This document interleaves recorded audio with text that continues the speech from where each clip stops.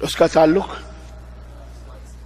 22 رجب کو ہمارے تمہارے ماموں مومنوں کے ماموں کا انتقال ہوا ہے۔ اب سوال یہ پیدا ہوتا ہے، وفات پر پوڑیاں کھائی جائیں، مٹھائیاں تقسیم کی جائیں؟ اللہ، ضرور کوئی نہ کوئی سازش ہے، ضرور کوئی نہ کوئی سازش ہے۔ یہ رافضی شیعوں نے ایجاد کری اس رجب کے کوڑے کو اور نام دیا امام جعفر صادق کا۔ نام دیا کس کا؟ 22 رجب کو۔ 22 رجب کو جعفر صادق کا کوئی تعلق نہیں، لیکن نہیں، رافضی شیعوں کو جو یہودیوں کے ایجنٹ ہیں، جو یہودیوں کی پیداوار ہیں، انہوں نے دیکھا کہ ہمیں خوشی منانی ہے، خوشی منانی ہے۔ کیوں؟ اس لیے کہ امیر معاویہ جن کو وہ اپنا دشمن سمجھتے ہیں، معاویہ سے بدلہ لینے کا سب سے بہترین موقع ملا ہے۔ کسی کو نہیں معلوم، ایسا کرو 22 رجب کو جعفر صادق کے نام پر اس فاتحے کو ایجاد کر دو۔ یہ فاتحہ ہندوستان میں پیدا ہوئی ہے، جعفر صادق کے کنڈے ہندوستان میں پہلی دفعہ بھرے گئے جب ایرانی شیعوں نے آ کر کے ہندوستان پہ قبضہ کیا۔ بابر کے زمانے میں، ہمایوں کے زمانے میں بھاگا تھا نا یہ بھارت سے، اور جا کے ہندوستان میں 50,000 ایرانی شیعہ ملے، 50,000 فوجیوں کی ڈریس میں ان کے علماء ہندوستان کے اندر آ کر کے اپنے مذہب کو پھیلانے کے لیے انہوں نے اس طرح سے تعویذ، گنڈے، پلیتے، درگاہ، مزار، قبر، یہ تمام سب الا بلا، اور جو نیاز اور فاتح اور دیگر چیزیں، جو یہ سب صوفی تصوف، یہ سب انہوں نے ایجاد کیے، یہ وہ سب انہوں نے ایجاد کیے مسلمانوں کو، جو اہل سنہ والجماعت ہے ان کو گمراہ کرنے کے لیے۔ سادے سودے لوگ ان کے ایجنٹ بن گئے، کھانے پینے والے بن گئے، کھانے پینے کے لیے پیدا ہوئے۔ انہوں نے جعفر صادق کے نام سے امام امیر المومنین حضرت امیر معاویہ کی وفات پر خوشیاں منانے کے لیے کس کے؟ امام امیر المومنین حضرت امیر معاویہ کی موت پر خوشیاں منانے کے لیے پوریاں اور مٹھائیاں کھلائی گئیں، اور وہ خود کھاتے کھاتے عام مسلمانوں کو بھی اس میں لپیٹ میں لے لیا۔ ہندوستان میں یہ فاتحہ چل پڑی۔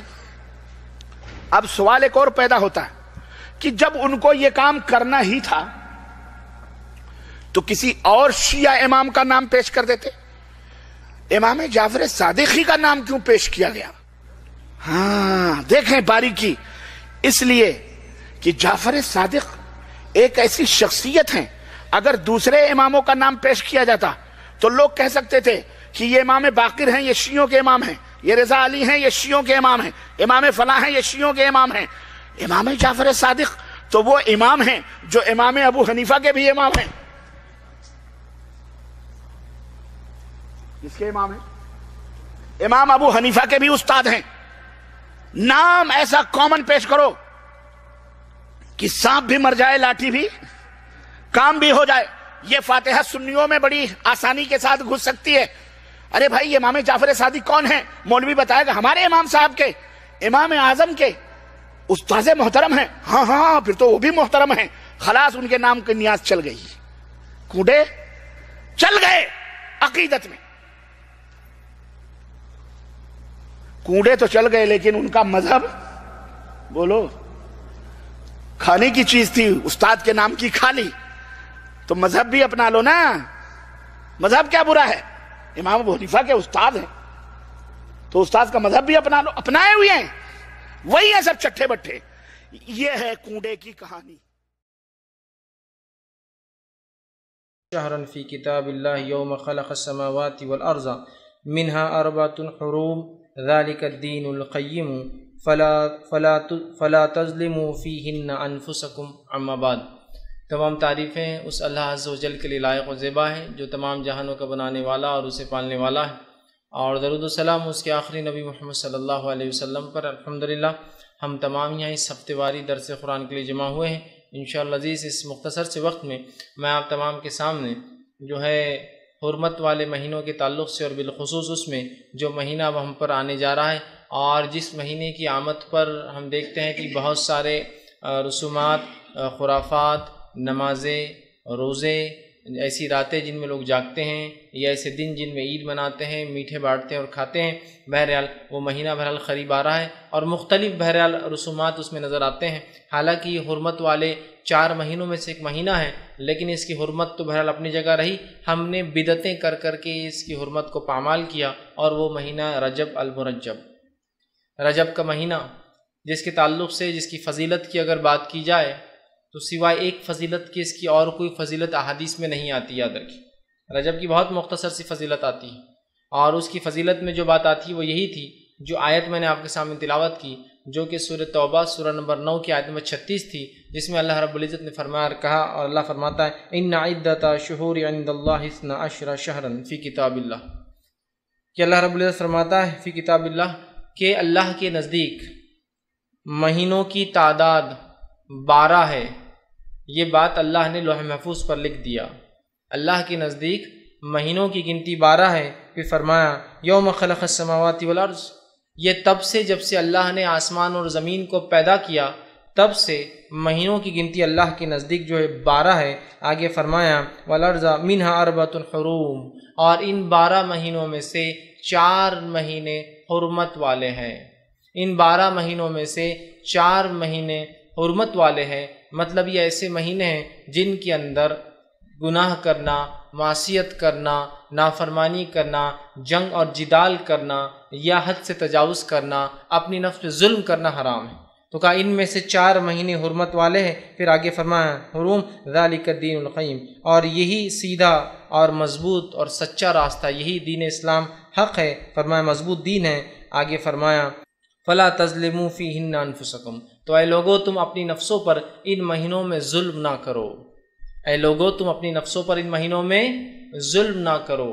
تو بہرحال یہ بات اس چیز کی طرف اشارہ کر رہی ہے کہ اللہ رب العزت نے جو ہے جب سے آسمان اور زمین کو پیدا کیا تب سے اللہ کے نزدیک مہینوں کی گنتی کتنی ہے؟ وہ 12 ہے، یاد رکھیے۔ اور ان 12 مہینوں میں سے 4 مہینے محترم ہیں، 4 مہینے حرمت والے ہیں۔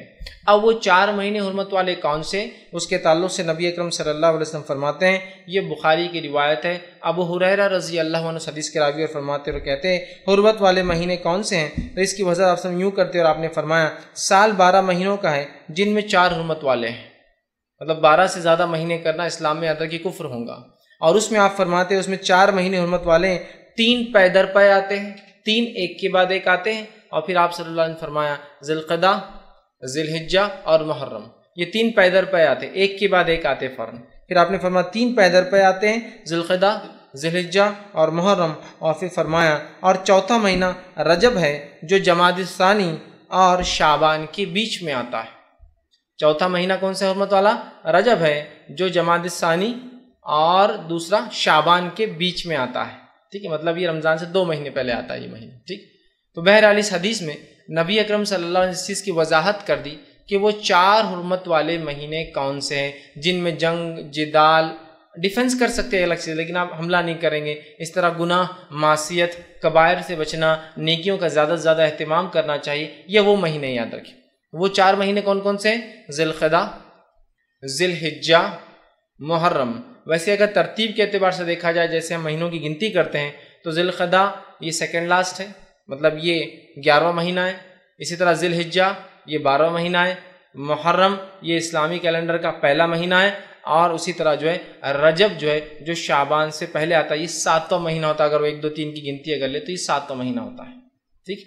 تو لہٰذا محرم، رجب، ذی القعدہ، ذی الحجہ، یا پھر اگر 3 پے در پے لے تو ذی القعدہ، ذی الحجہ، محرم، اور اس کے بعد رجب کا مہینہ آتا ہے۔ تو اب رجب کے بارے میں یہ چیز تو واضح ہوگی کہ یہ حرمت والا مہینہ ہے، لیکن اس کی حرمت کے علاوہ اور کوئی فضیلت اس مہینے کی نہیں آتی ہے، جیسے کہ لوگوں کو دیکھا جا رہا ہے کہ جو ہی رجب کا مہینہ آتا ہے مختلف قسم کے اعمال، مختلف قسم کے افعال لوگ کرنا شروع کر دیتے ہیں۔ جیسے مثال کے طور پر کچھ لوگ مخصوص نمازوں کا اہتمام کر دیتے ہیں، جیسے صلاۃ الرغائب ہے، یا اس کے علاوہ اور کچھ نمازیں۔ کچھ لوگوں کا یہ حال دیکھا جاتا ہے کہ مخصوص روزوں کا اہتمام کرتے ہیں، جیسے کہ پہلے جمعرات کا روزہ یا پہلے جمعے کا روزہ رجب کے، اسی طرح جو ہے رجب کے 27 کی رات کو جاگتے ہیں اور اس کے بعد وہ جاگنے کے بعد دن میں جو ہے روزہ رکھتے ہیں، اسی طرح اور بھی مخصوص روزے ان ایام میں رکھتے ہیں، اور اس کی مختلف فضیلت، ایک روزے رکھنے کی یہ فضیلت، 2 کی یہ 3 کیے، 7 کیے، 8 کیے، 10 کیے، 15 کیے، مہینے بھر کیے، فضیلت بتائی جاتی ہے۔ اسی طرح کچھ لوگوں کو دیکھا جاتا ہے کہ 27 رجب کو جو ہے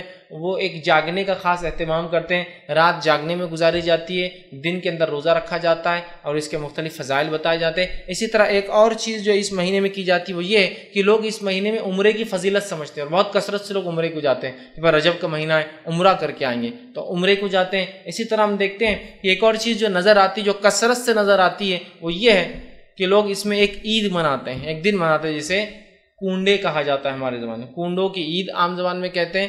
تو کنڈے منائے جاتے 22 رجب کو، 27 رجب کو جو ہے رات میں جاگ کر دن کا روزہ رکھا جاتا ہے 27 کا۔ اسی طرح اس میں مختلف روزوں کی مختلف فضائل لوگ بیان کرتے ہیں، اور اسی طرح جو ہے اس مہینے میں عمرے کی کچھ فضیلت سمجھتے ہیں کہ عمرے کو جانا فضیلت ہے، اور اسی طرح کچھ مخصوص نمازیں پڑھتے ہیں۔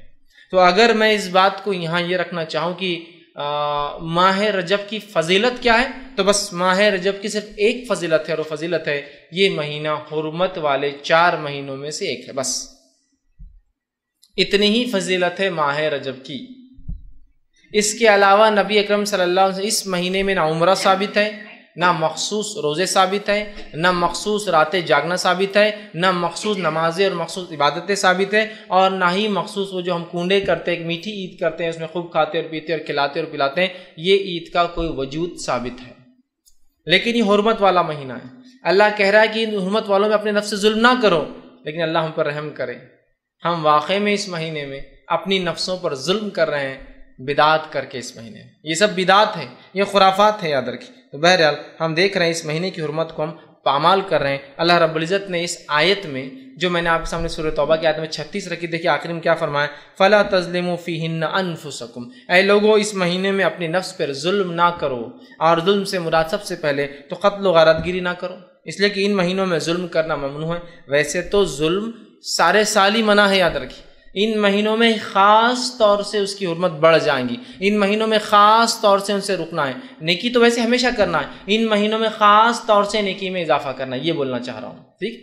تو یہاں دیکھیے ان مہینوں میں خاص طور سے قتل و جدال نہیں کرنا چاہیے، لڑائی نہیں کرنا چاہیے۔ ہاں ڈیفنس کر سکتے ہیں، آپ کوئی لڑنے آ جائے آپ بچاؤ کر سکتے ہیں، لیکن آپ اٹیک نہیں کریں گے۔ یہ اللہ رب العزت نے سورہ بقرہ سورہ نمبر 2 آیت نمبر 217 میں اس کی وضاحت اس طرح سے فرمایا، یسألونک عن الشہر الحرام قتال فیہ، کیا آپ سے سوال کرتے ہیں کہ یہ حرمت والے مہینوں میں قتال کرنا کیسا ہے؟ اللہ نے جواب دیا فیہ کبیر، تو اللہ نے فرمایا قتال فیہ کبیر، ان میں قتل و غارت گیری کرنا بہت بڑا جرم ہے، بہت بڑا گناہ ہے۔ تو یہ چیز واضح ہوگی کہ ان مہینوں کے اندر قتل و غارت گیری سے قرآن نے ڈائریکٹلی منع کیا، سوال پوچھا گیا جواب آیا۔ اسی طرح جو ہے زمانے جاہلیت میں، دور جہالت کے اندر بھی جو ہے لوگ قتل و غارت گیری رجب کے مہینے میں نہیں کرتے تھے۔ اس کا مطلب یہ ہوا کہ رجب کے مہینے کی حرمت عربوں کو پتہ تھی، دور جہالت میں بھی حرمت مانتے تھے، اور یہ جو حرمت والے مہینے دور جہالت میں بھی عرب ان کی حرمت کو پامال نہیں کرتے تھے۔ اور جو ہے رجب جو لفظ آتا ہے یاد رکھیے وہ ترجیب سے آتا ہے عربی میں، جس کا معنی ہوتا ہے عظمت والا۔ رجب جو نام ہے یہ ترجیب سے آتا ہے، مطلب حرمت والا، عظمت والا۔ تو گویا دور جہالت میں بھی عرب اس مہینے کو بڑا عظمت والا مہینہ مانتے تھے، گناہوں سے رکتے تھے، معصیتوں سے رکتے تھے، غلط کام سے رکتے تھے، اور جو ہے وہ برائی سے اپنے نفسوں کو بچایا کرتے تھے۔ حالانکہ وہ کبھی کبھی گڑبڑ کرتے تھے مہینوں کے اندر، آگے پیچھے ہیر پھیر کرتے تھے، لیکن بہرحال وہ 3 مہینوں میں کرتے تھے جو ایک ساتھ آتے ہیں، ذی القعدہ، ذی الحجہ، محرم، لیکن رجب کو اپنی جگہ رکھتے تھے اور بڑی اس کی حرمت رکھتے تھے اور اس کی تعظیم کرتے تھے، یاد رکھیں۔ ابو ہریرہ رضی اللہ عنہ فرماتے ہیں اس تعلق سے، رجب کے تعلق سے، نبی اکرم صلی اللہ علیہ وسلم میں جو عربوں میں ایک طریقہ تھا، اس طریقے کو آپ نے منع کیا، اور آپ سے ان کی حدیث اس طرح سے صحیح بخاری کی آپ نے فرمایا لا فرح ولا عتیرہ، کہ جو ہے اسلام میں نہ فرح ہے نہ اسلام میں عتیرہ ہے۔ اس کا کیا معنی ہوا؟ فرح کہتے ہیں عربی زبان میں اونٹ کے، گائے کے یا بکری کے پہلا جو بچہ بکری دیتی تھی، عرب اس بچے کو بتوں کے نام پر ذبح کرتے تھے، اس کو کہتے فرح۔ تو آپ نے کہا اسلام میں فرح بھی نہیں، اور پھر فرمایا ولا عتیرہ، اور اسلام میں عتیرہ بھی نہیں۔ عتیرہ کہتے تھے عرب خاص طور سے رجب کے مہینے میں بتوں کے نام پر قربانیاں، خاص طور سے، ایک تو عام طور سے ہر جانور کا، اونٹ کا، گائے کا اور بکری کا پہلا بچہ ذبح کرتے بتوں کے نام پہ، لیکن رجب میں خاص طور سے وہ کرتے تو آپ نے کہا ولا عتیرہ، یہ رجب کے مہینے میں خاص ذبح کرنا غلط ہے اور اسلام سے اس کا کوئی تعلق نہیں ہے۔ تو یہاں دیکھیے اللہ کے رسول صلی اللہ علیہ وسلم نے ایک غلط رسم جو کہ رجب ایک محترم مہینہ تھا عربوں کے نزدیک بھی، اس میں جو ایک غلط رسم پائی جا رہی تھی، آپ نے اس رسم سے روکا اور کہا اس کے اندر تیرا کسی قسم کی قربانی ثابت نہیں، یاد رکھی، ٹھیک۔ اسی طرح ہم دیکھتے ہیں رجب کا مہینہ، یا بہت سے لوگ سوال کرتے ہیں اللہ رب العزت کچھ مہینوں کو محترم کیوں قرار دیا اللہ نے، اس کی وجہ کیا ہے؟ تو اس کی وجہ واللہ عالم، اللہ ہی جانتا، ہم نہیں جانتے وجہ کیا، لیکن یہ اللہ کی سنت ہے، اللہ کا طریقہ ہے کہ اللہ کچھ چیزوں کو چن لیتا ہے۔ جیسے مثال کے طور پر اللہ نے دنوں میں جمعہ کے دن کو چن لیا ہے نا، ایک خاص دن ہے۔ اسی طرح جو ہے اللہ رب العزت نے کتابوں میں اپنی کتاب قرآن کو چن لیا۔ اسی طرح زمین پر جو اللہ رب العزت نے مسجدوں کو چن لیا، اسی کی مسجد اللہ کا گھر ہے نا۔ اسی طرح ہم دیکھتے ہیں مہینوں کے اندر اللہ رب العزت نے ان حرمت والے مہینوں کو چن لیا۔ اسی طرح ہم دیکھتے ہیں راتوں کے اندر اللہ رب العزت نے شب قدر کو چن لیا، ٹھیک۔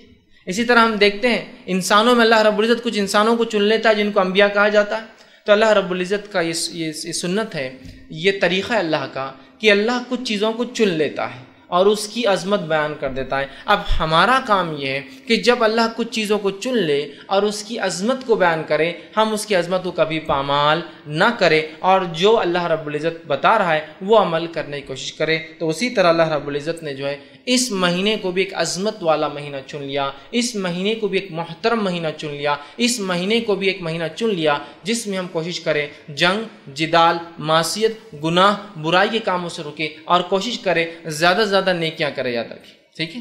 لیکن کسی چیز کو خاص مت کیجیے، جیسا کہ ہم لوگ آج کل خاص کر رہے ہیں کہ خاص کر لیا عمرے کے لیے۔ عمرہ کبھی بھی ہو سکتا ہے، یہ رجب خاص، نمازیں کبھی بھی نفل ہو سکتی، خاص مت کیجیے، ورنہ آپ بولیں گے آپ نے خود کہا کہ ان مہینوں میں نیکی میں اضافہ کرنا چاہیے۔ خاص مت کیجیے کہ خاص دن ایک نفل، خاص نماز کی بعد ایک نفل، جمعہ کی بعد فلاں عمل، جمعرات کا فلاں روزہ، جمعہ کو یہ کرنا، اس میں خاص عمرہ کرنا، یہ الگ بات ہے۔ نمبر عمرے کا آپ نے لگا، اس میں لگ گیا تو الگ بات ہے، لیکن خاص کر لینا، ایک رات کو خاص مخصوص کرنا، تو بہرحال یہ تمام چیزیں غلط ہو جائیں گی۔ نبی اکرم صلی اللہ علیہ وسلم نے اس سے ہمیں روکا اور قرآن نے ان مہینوں میں اپنے نفس کو ظلم سے روکنے کے لیے ہمیں کہا، لیکن افسوس کی بات ہے ہم آج بدعتیں ایجاد کر کے، بدعتیں کر کے اپنی نفسوں پر ان مہینوں کے اندر بھی اللہ رحم کرے ظلم کر رہے ہیں۔ ایسا عجیب و غریب ظلم اور عجیب اور غریب اعمال، جن اعمال کے بارے میں اللہ کے رسول صلی اللہ علیہ وسلم بتایا، نہ صحابہ کو دیکھا گیا، نہ تابعین کو دیکھا گیا، نہ جن اماموں کو ماننے کا دعویٰ ان اماموں نے کبھی ان اعمال کا جو ہے جواز دیا کہ ہاں اس کو کیا جا سکتا ہے، نہ سلف صالحین نے کبھی کیا، بلکہ کچھ اعمال تو ایسے کہ 1400 سال سے کبھی نہیں پائے گئے، کوئی 600 سال بعد ایجاد ہو رہا ہے، کوئی 800 سال بعد ہو رہا ہے، اور کوئی تو ایسا کہ 1300 سال بعد اسلام کے آنے کے ایجاد ہو رہا ہے۔ انشاءاللہ دھیرے دھیرے وہ اعمال رکھوں گا تو بتاؤں گا۔ نبی اکرم صلی اللہ علیہ وسلم پہلے اس بات سے ہمیں ڈرا دیا تھا کہ دیکھو بدعت نہ کرنا دین کے اندر، بدعت اس لیے کہ بہت سنگین جرم ہے، اور آپ صلی اللہ علیہ وسلم نے جب بھی آپ خطبہ حاجت دیتے، آپ جب خطبہ دیتے، آپ جانتے ہیں آپ صلی اللہ علیہ وسلم خطبہ دیتے، میں بھی ہر بار درس سے پہلے خطبہ دیتا ہوں، تو نبی اکرم صلی اللہ علیہ وسلم جب خطبہ دیتے اس خطبے میں یہ ضرور بیان کرتے، اللہ کی حمد و ثنا بیان کرتے اور یہ کہتے فَإِنَّ خَيْرَ الْحَدِيثِ کتاب اللہ، کہ سب سے بہترین بات اللہ کی کتاب کی ہے۔ پھر فرماتے وَخَيْرَ الْحَدِي حدی محمد صلی اللہ علیہ وسلم، سب سے بہترین طریقہ محمد صلی اللہ علیہ وسلم کا ہے۔ پھر فرماتے وَشَرَّ الْأُمُورِ الْمُحْدَثَاتُهَا، اور دین میں نئے کاموں سے بچتے رہنا، دین میں نئے کاموں سے بچتے رہنا، محدثاتها وکل محدثۃ بدعہ، اس لیے کہ دین میں ہر نیا کام بدعت ہے، وکل بدعت ضلالہ، اور ہر بدعت گمراہی ہے، وکل ضلالۃ فی النار، اور ہر گمراہی کا ٹھکانہ جہنم کی آگ ہے۔ ہر بار جب آپ خطبہ دیتے یہ الفاظ اس کے اندر برابر دہراتے کہ نئی چیزیں دین میں ایجاد مت کرنا، منع کرتے، اس لیے کہ دین یہ اللہ کا دیا گیا ہے، نئی چیزیں اس میں ایجاد کرنا گویا اللہ کی ایک ملکیت میں، اللہ کے ایک دین کے اندر کچھ اپنے طرف سے اضافہ کرنا ہے، تو آپ منع کرتے تھے۔ اسی طرح نبی اکرم صلی اللہ علیہ وسلم، صحیح مسلم کی روایت ہے، اور آپ فرمایا کرتے، عائشہ رضی اللہ عنہا اس حدیث کی راوی آپ فرماتی ہے، آپ نے فرمایا کہا من احدث فی امرنا ھذا ما لیس منہ فہو رد، جس کسی نے ایسی کوئی چیز اس دین میں ایجاد کی جس کا حکم میں نے نہیں دیا تھا، فہو رد، وہ روز قیامت مردود ہے، وہ چیز انکار کر دی جائیں گی، واپس اس کے منہ پر پھینک دی جائیں گی۔ دوسری کی روایت میں آپ فرماتے، یہ بھی صحیح مسلم کی ہی روایت ہے، آپ نے فرمایا کہا کہ جس کسی نے من عمل عملا لیس علیہ امرنا فہو رد، جس کسی نے ایسا کام کیا جس کا حکم میں نے نہیں دیا تھا اسے، تو روز قیامت ایسا عمل مردود ہے، ایسا عمل لوٹا کر اسی شخص کے منہ پر مار دیا جائے گا۔ تو ہم دیکھ رہے ہیں بدعت کتنی بڑی گمراہی ہے کہ آپ صلی اللہ علیہ وسلم ہر خطبے میں بدعت سے بچنے کا حکم دے رہے ہیں۔ نبی اکرم صلی اللہ علیہ وسلم کہہ رہے ہیں کہ بدعت گمراہی ہے، بدعت سے اپنے آپ کو بچاؤ، جو ایسا کوئی نیا کام کرے گا جو میں نے نہیں کیا وہ جو ہے مجھ سے بری ہے، یا اس عمل سے ہم بری ہوں گے، وہ عمل اس کے منہ پہ مار دیا جائے گا، وہ عمل مردود ہے۔ لیکن اس کے بعد بھی ہم دیکھتے ہیں حرمت والے مہینے جیسے آتے ہیں، چاہے رجب آؤ یا اسی طرح محرم آؤ، ہم دیکھتے ہیں اتنے خرافات، اتنے بدعات، اتنی نئی نئی باتیں، اتنے اعمال اور اتنی عجیب و غریب عبادتیں ہم نے ایجاد کر لی۔ اللہ رب العزت رحم کرے، حالانکہ اس نے اپنی کتاب میں فرما دیا ان مہینوں میں اپنے نفس پر ظلم مت کرنا۔ بہرحال آگے آئیے، اب جو ان مہینوں میں کچھ اعمال ہم غلط کرتے ہیں جو بدعت ہے ان کا تذکرہ کرتا ہوں۔ پہلا عمل جو اس مہینے میں کیا جاتا ہے جس کو سنت سمجھا جاتا ہے اور بڑے اہتمام سے لوگ کرتے ہیں، اور راسخ جو اپنے آپ کو دین کے اندر جن کو ہم راسخ پاتے ہیں، جو بہت قدیم قسم کے لوگ ہیں، جو بہت شدید اعتبار سے اسلام پر عمل کر رہے ہیں، جو عمل کرتے ہیں اس مہینے میں جو ثابت نہیں، یاد رکھیے۔ دیکھیے عمل کتنا زیادہ ہو، کتنا پیسہ خرچ کرنے والا ہو، کتنی محنت اس میں لگ رہی ہو، وہ تمام چیزیں ایک بازو رکھ دیجیے آپ۔ اصل چیز ہے کہ اللہ کے رسول اور صحابہ نے کیا صلی اللہ علیہ وسلم، بس یہ اصل ہے۔ اگر کیا تو پھر آپ کریے، ڈٹ کر کریے، نہیں کیا تو بچیے اور ڈٹ کر بچیے۔ تو آئیے سب سے پہلی چیز جو کرتے ہیں وہ ہے صلاۃ الرغائب۔ یہ قسم کی نماز، اس کا نام ہی لوگوں نے صلاۃ الرغائب، یہ نام لیکن نماز کا کسی فقہ کی کتاب میں کبھی نہیں ملے گا آپ کو، یہ نماز کا تذکرہ کبھی کسی محدث کے پاس آپ کو نہیں ملے گا، لیکن ایک یہ موضوع روایت ہے، ان موضوع اور من گھڑت روایتوں کو لے کر یہ نماز کو بنا دیا گیا جس کو صلاۃ الرغائب کہا جاتا ہے۔ اور یہ بڑے عقیدت کے ساتھ رجب آتے ہی لوگ اس کا اہتمام کرتے ہیں۔ اس نماز کے تعلق سے جو روایت پیش کی جاتی ہے، جو موضوع ہے، یاد رکھیے موضوع سمجھتے ہو؟ موضوع مطلب وہ حدیث جو نبی اکرم صلی اللہ علیہ وسلم کی طرف گڑھ دی گئی، منسوب کر دی گئی، لیکن آپ نے ایسی بات نہیں کہیں۔ وہ روایت کیا رکھتا ہوں جو صلاۃ الرغائب کی طرف لوگ سناتے ہیں، بیان کرتے ہیں۔ حدیث کے الفاظ اس طرح سے وہ یہ ہے کہ رجب اللہ کا مہینہ ہے، شعبان میرا مہینہ ہے، رمضان میری امت کا مہینہ ہے۔ جو روایت بیان کی جاتی ہے وہ یہ ہے رجب اللہ کا مہینہ ہے، شعبان میرا مہینہ ہے اور رمضان میری امت کا مہینہ ہے۔ پھر اس حدیث میں آگے الفاظ دیکھیے کیا ہے، الفاظ یوں ہیں جو شخص رجب کی پہلی جمعرات کے دن کا روزہ رکھے، پھر جمعہ کی رات مغرب سے عشاء کے درمیان 12 رکعت نماز پڑھے۔ جو شخص جمعرات کے دن روزہ رکھے، پھر جب جمعرات ختم ہو گیا تب جمعہ کی رات چالو ہوگی، جمعہ کی رات مغرب سے عشاء کے بیچ کے درمیان 12 رکعت پڑھے، دو دو کر کے، اور اسی طرح جو ہے ہر رکعت میں سورہ فاتحہ کے بعد 3 مرتبہ سورہ قدر اور اس کے بعد 12 مرتبہ سورہ اخلاص پڑھے۔ سورہ قدر 3 بار، 12 مرتبہ سورہ اخلاص پڑھے، اس کی تلاوت کرے۔ جب نماز سے فارغ ہو، مطلب 12 رکعت پڑھ چکا ہو، فارغ ہو، تو مجھ پر جو ہے 70 مرتبہ درود بھیجے، اور اس میں خاص درود کا تذکرہ بھی کہ یہ درود بھیجے اللہم صلی علی محمد النبی الامی وعلی آلہ، یہ بھیجے 70 مرتبہ۔ پھر سجدے میں چلا جائے، مطلب سجدہ کرے، اور سجدے میں یہ دعا پڑھے سبوہم قدوس رب الملائکۃ والروح، یہ دعا پڑھے۔ اس کے بعد سر اٹھا کر یہ دعا 70 مرتبہ پڑھے، سجدے سے اٹھنے کے بعد پھر یہ دعا پڑھے، اور اس کے اندر ایک لمبی دعا ہے رب اغفر لی وارحمنی، اور وہ پوری دعا ہے، وہ دعا پڑھے۔ بعد اس کے دوسرا سجدہ کرے اور پھر ویسے ہی کرے جیسے پہلے سجدے میں 70 مرتبہ سبوہم قدوس رب الملائکۃ والروح پڑھا۔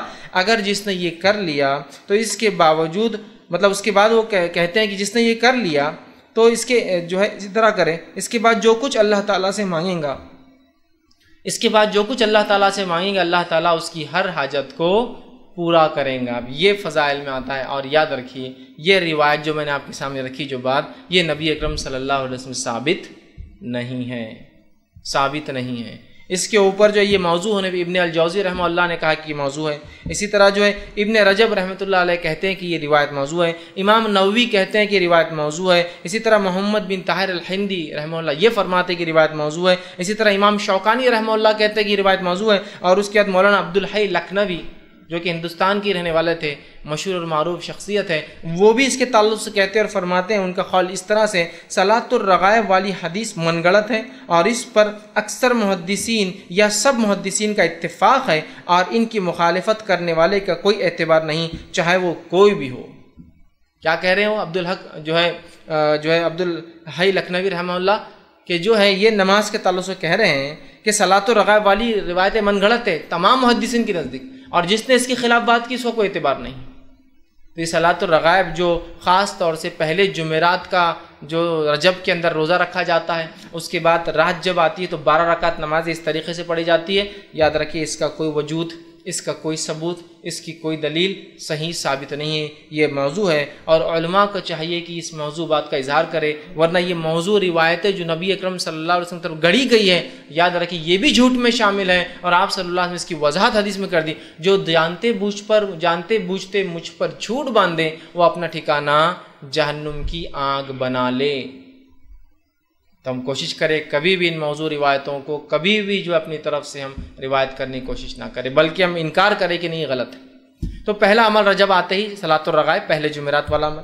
اس کے بعد جو ہے رجب میں جو دوسرا عمل لوگ کرتے ہیں وہ یہ ہے کہ رجب کے مخصوص روزے، ایک تو یہ پہلا روزہ جمعرات کا اور اس کے بعد کی نماز صلاۃ الرغائب، لیکن اس کے علاوہ مخصوص روزے رکھتے ہیں، اور ان روزوں کے تعلق سے مختلف روایتیں ہیں۔ پہلی بات تو وضاحت کر دوں، نبی اکرم صلی اللہ علیہ وسلم نے رجب میں کوئی خاص روزہ نہیں رکھا، اور رجب کے اندر آپ نے کسی خاص روزے کا حکم نہیں دیا۔ دونوں باتیں ہیں، ایک تو آپ کا عمل بھی نہیں، آپ کا حکم بھی نہیں۔ نبی اکرم صلی اللہ علیہ وسلم رجب میں کوئی خاص روزہ نہیں رکھا اور کسی خاص روزے کے رکھنے کا حکم نہیں دیا، یاد رکھیے۔ اب جو لوگ یہ روایتیں بیان کرتے ہیں رجب کے روزوں کی، وہ سب من گھڑت ہے، یاد رکھیے۔ امام نووی رحمہ اللہ نے ایک بہت اچھی بات فرمائی، جب بھی کسی حدیث کو ایسے دیکھو جس کے فضائل بہت ہی زیادہ ہو رہے ہو، یا محدثین کے اقوال ایسے موجود ہیں کہ جب تم دیکھو کہ کسی حدیث میں یا کسی عمل کے بہت زیادہ فضائل پتہ چل رہے ہو، تو جان لو کہ یہ فضائل من گھڑت ہے، یا وہ حدیث من گھڑت ہوں گی، صحیح روایتوں کے مقابلے میں۔ یاد رکھیے صحیح روایتیں، جیسا مثال کے طور پہ شب قدر کی فضیلت کیا ہے؟ 1000 مہینوں سے افضل ہے۔ اب کوئی کہے شب قدر کے علاوہ کوئی ایک رات آتی ہے وہ 1000 مہینے نہیں 2000 مہینوں سے افضل ہے، تو آپ سمجھ جائیے کہ یہ گڑبڑ ہے، کہ تو ہائیسٹ لیول آف ثواب رات میں جاگنے کا وہ 1000 مہینہ ہے۔ اب کچھ لوگوں نے ایسا اس کو اگر ہم 1000 مہینوں کو اگر سالوں میں کنورٹ کرے تو ہوتا ہے 83.83 سال اور 3 مہینے، ٹھیک، یہ اس کی عدد ہوتے ہیں۔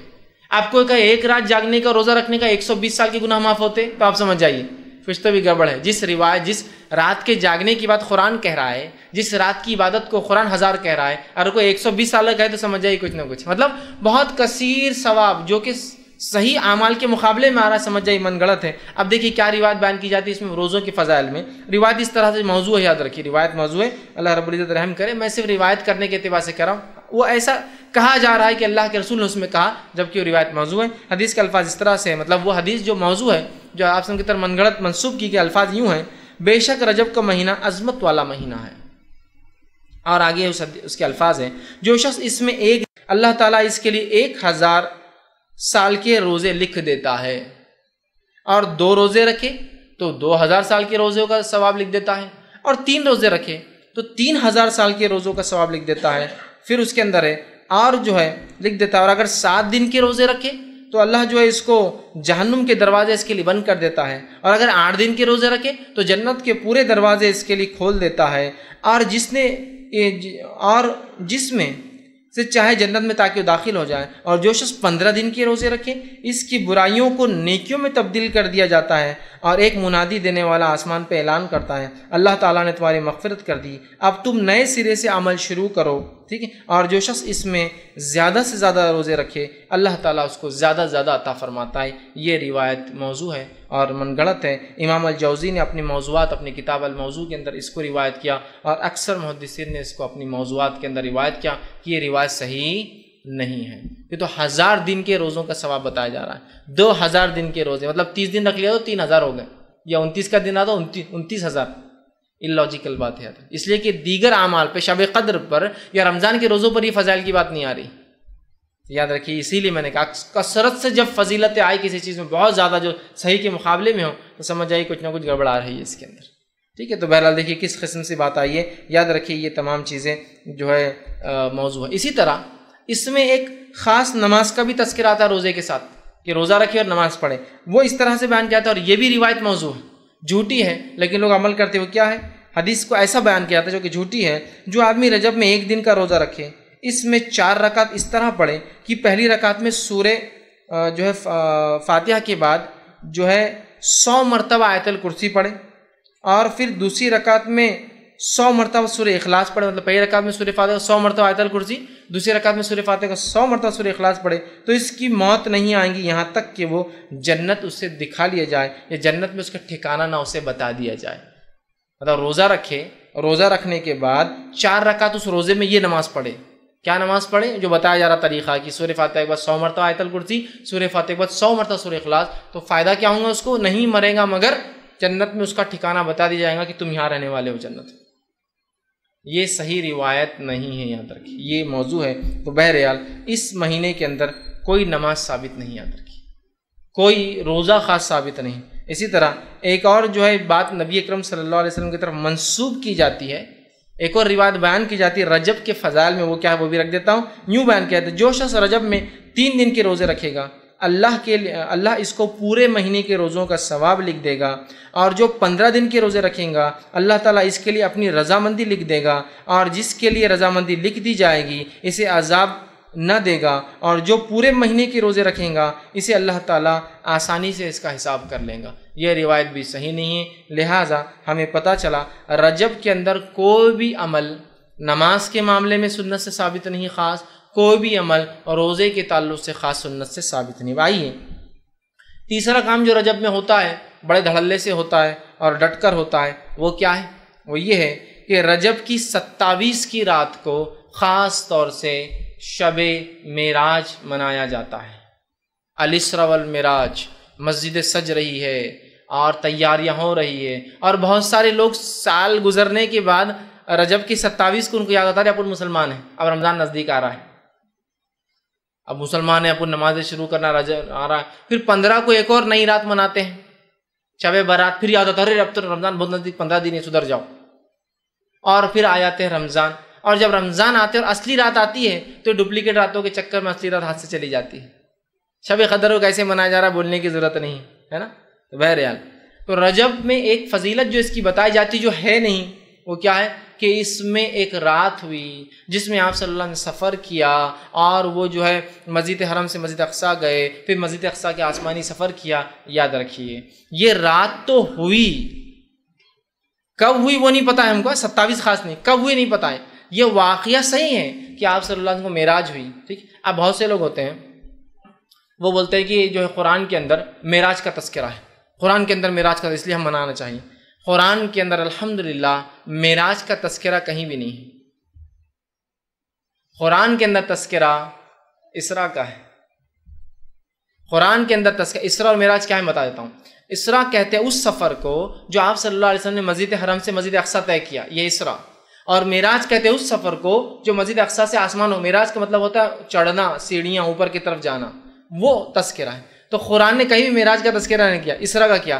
سبحان الذی اسریٰ، سورہ جو ہے بنی اسرائیل سورہ نمبر 17 آیت نمبر 1، سبحان الذی اسریٰ بعبدہ لیلا من المسجد الحرام الی المسجد الاقصی الذی بارکنا حولہ لنریہ من آیاتنا انہ هو السمیع البصیر۔ یہ آیت نے فرمایا کہ پاک بابرکت ہے وہ ذات جو لے گیا اپنے بندے کو رات کے ایک حصے میں مسجد حرام سے مسجد اقصیٰ کی طرف، جس کے اطراف ہم نے اپنی برکتیں پھیلا رکھی ہے، تاکہ جو ہے لنریہ من آیاتنا، اپنے بندے کو اللہ کے رسول صلی اللہ علیہ وسلم کچھ نشانیاں دکھائے اپنی۔ سمجھ رہے آپ؟ تو اسراء کا تذکرہ ہے، معراج کا تذکرہ قرآن میں کہیں بھی نہیں، اور ہم مرا رہے ہیں کیا معراج، تذکرہ اسراء کا ہے۔ بہرحال تو یہ واقعہ ہوا، ہم واقعے کا انکار نہیں کریں کہ آپ صلی اللہ آسمان پہ گئے، وہ سفر ہوا، آپ مسجد حرم سے اقصیٰ گئے، آپ نے نماز پڑھائی وہاں امام انبیاؤں کو، وہاں سے پھر جبرائیل علیہ السلام سفر کر کے آپ کو براق میں بٹھا کر آسمانوں کی طرف لے گئے، پہلے آسمان، دوسرا آسمان، تیسرا آسمان، چوتھا آسمان، پانچواں، چھٹا، ساتواں آسمان پہ گیا، اللہ آپ سے ہم کلام ہوا، آپ کو کچھ آیتیں جو ہے سورہ بقرہ کی 2 آخری آیتیں دی گئی، اللہ رب العزت سے کلام ہوا، ابراہیم علیہ السلام سے ملاقات ہوئی، بہت ساری باتیں اس کے اندر آتی ہیں، ہم انکار نہیں کرتے ان کا، لیکن کسی چیز کے ہونا اس کے منانے کی دلیل نہیں ہے۔ نہیں واقعہ ہوا مطلب منایا جائیں گا، تو پھر فتح مکہ ہوا تو وہ بھی مناتے، فتح مکہ ہوا تو کیا وہ بھی مناتے، اپنے شہروں سے باہر جا کر پھر اونٹ اور گھوڑوں بیٹھ کے اپنے شہر میں آئیں گے کہ فتح مکہ ہوا تو آج تو منائیں گے۔ جنگ بدر ہوئی جس کو اللہ نے فرقان کہا، یوم الفرقان تھا، اس دن اللہ نے فرق کر دیا کفر میں اور توحید میں، تو کیا اس دن بھی ہم منائیں گے، چپ چپ باہر جا کے جنگ لڑیں گے ایک دوسرے سے، اور کچھ لوگ اور بولیں گے ہاں یہ یوم الفرقان تھا، فتح مکہ منائیں گے کیا، ہوا نا۔ اسی طرح اللہ رب العزت نے صلح حدیبیہ کو کہا، اللہ کے رسول کو جب صحابہ ناراض تھے کہ کیوں آپ نے صلح کی، ہم لڑتے تھے ان سے، اللہ نے کہا کہ ہم نے آپ کو جو ہے فتح مبین عطا فرمایا، اِنَّا فَتَحْنَا لَكَ فَتْحًا مُبِينًا۔ صحابہ سمجھتے ہار ہے، اللہ کہہ رہا ہے ہم نے آپ کو کھلی کامیابی دی، اور بعد میں پتہ چلا جو صلح حدیبیہ کا کیا فائدہ ہوا۔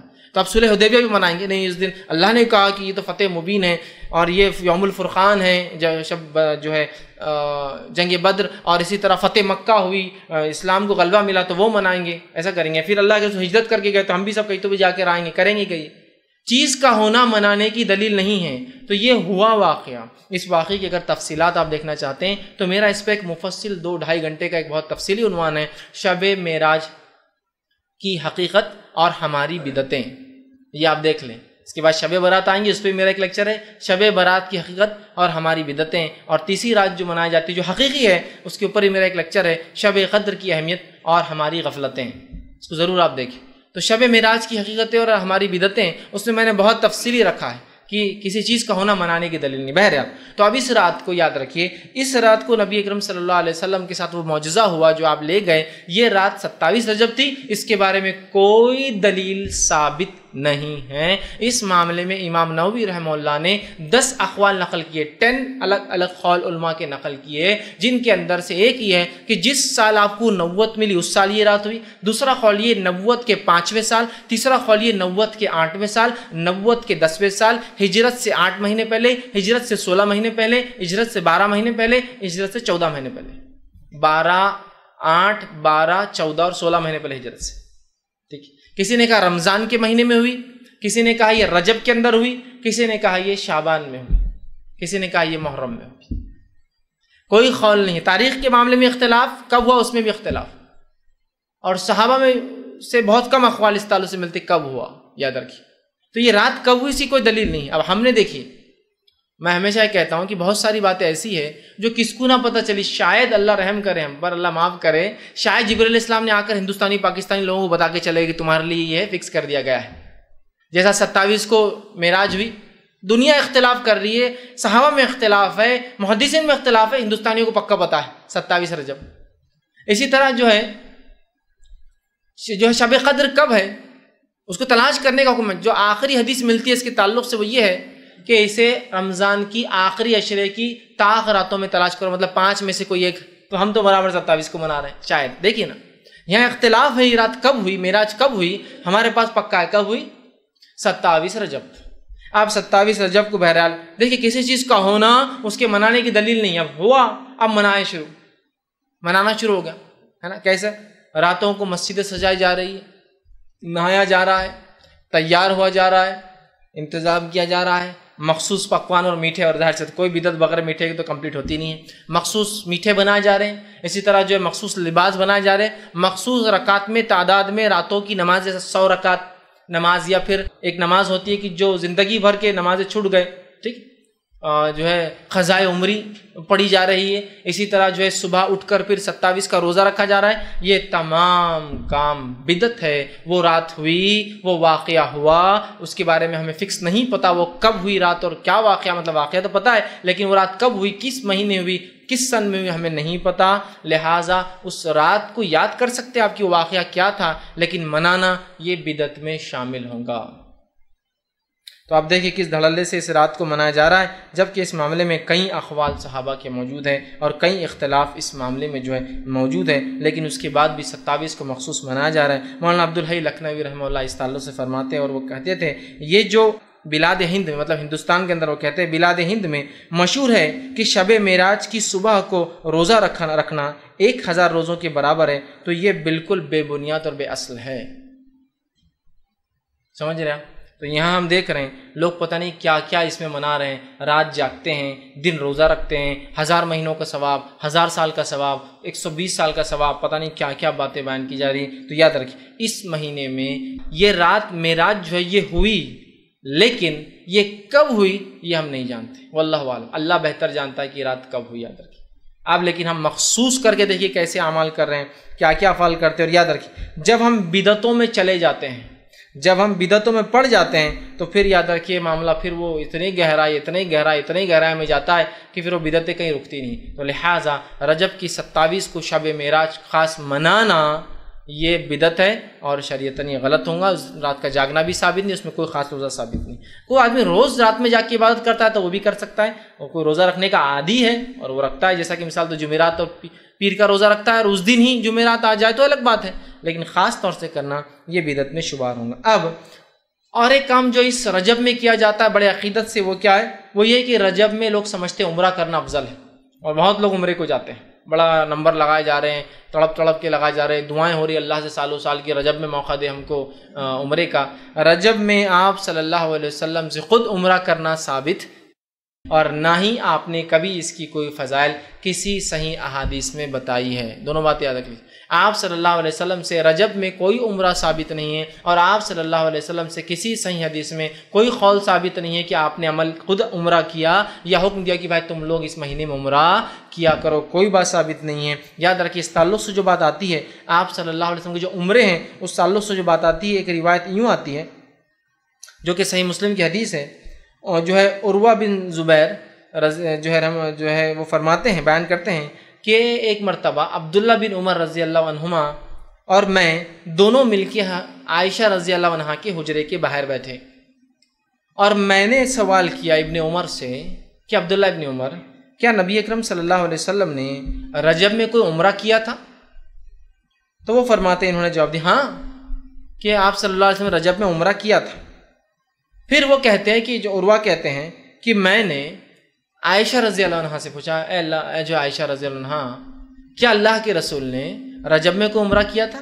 تمہاری عائشہ رضی اللہ عنہا نے وہی جواب دیا اسی وقت جب کہ عروہ بھی بیٹھے ہیں، عبداللہ بھی بیٹھے ہیں اور وہ اندر حجرے میں. جب انہوں نے پوچھا، ان سے پوچھا پہلے پھر ان سے پوچھا، تو میں عائشہ جواب دیتی حجرے سے، انہوں نے کہا کہ اللہ جو ہے عبداللہ ابن عمر کی مغفرت کرے، ان پر رحم کرے، مطلب دعائیں دے رہی، غلطی بھی ان سے، اس کا مطلب رحم کرے، مغفرت کرے. اللہ کی قسم آپ صلی اللہ علیہ وسلم نے کبھی کوئی عمرہ رجب میں نہیں کیا.